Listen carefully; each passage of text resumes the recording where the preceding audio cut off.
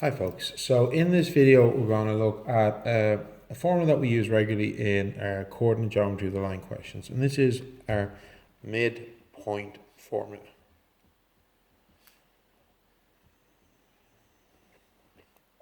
So the midpoint formula is x1 plus x2 over 2, y1 plus y2 over 2.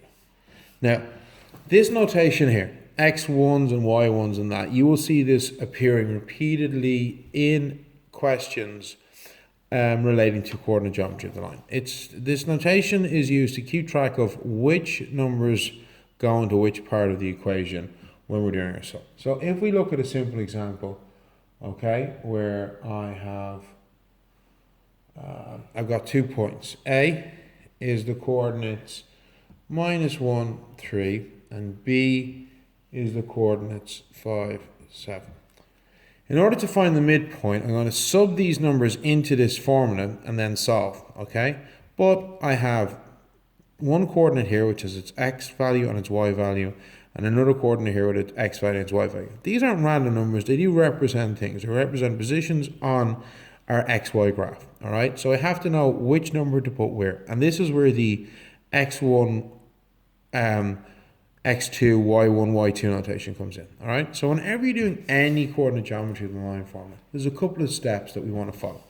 Our first step is label our points.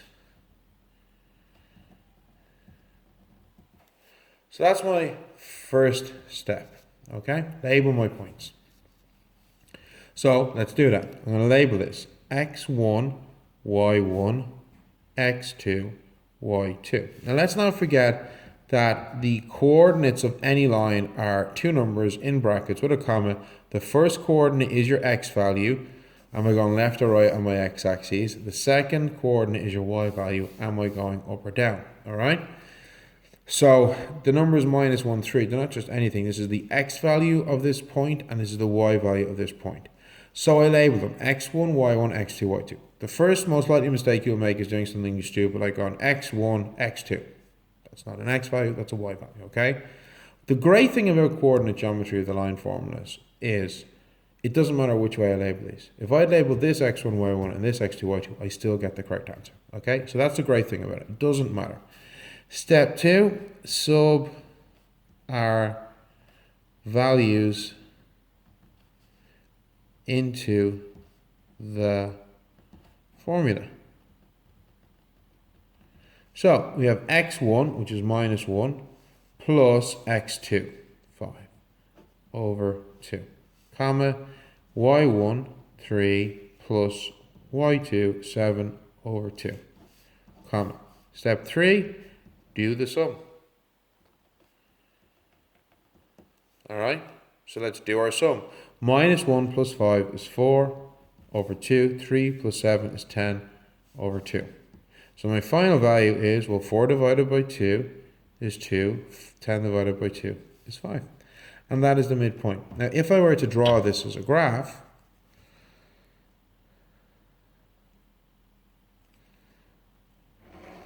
now remember, when you're drawing graphs, always use a pencil. I have to use a pen because the pencil doesn't always show up on my camera of my phone, okay?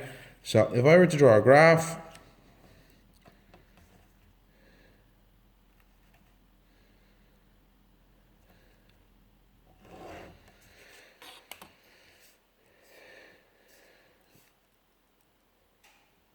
these are my x values, these are my y values. We'll go.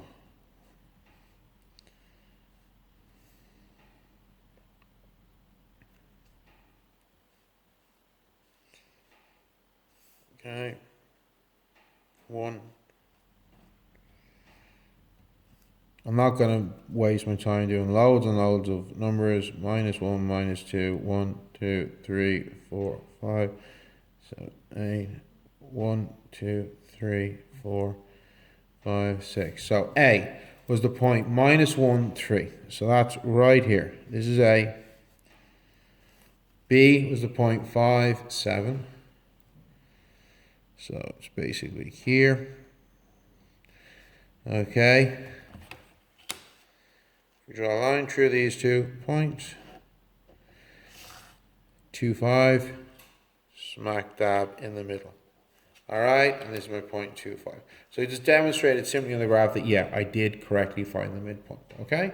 So this is how you do these questions, okay? Now, a couple of things to know. Step number one, always make sure that you label your values correctly, x1, y1, x2, y2. It doesn't matter which one you label which. What does matter is you don't label the second number in a bracket, the y value, as an x, or vice versa, okay? That's the only thing that matters.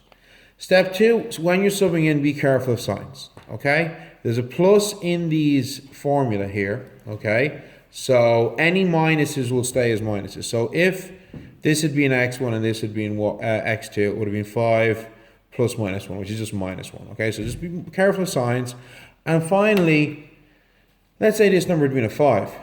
It would have been 5 over 2 or 2.5. That is perfectly fine. You're allowed to have decimals and fractions in coordinate geometry questions. So don't be freaking out and saying, I got the question wrong because I have a decimal. It doesn't have to go in evenly. It just needs to go in.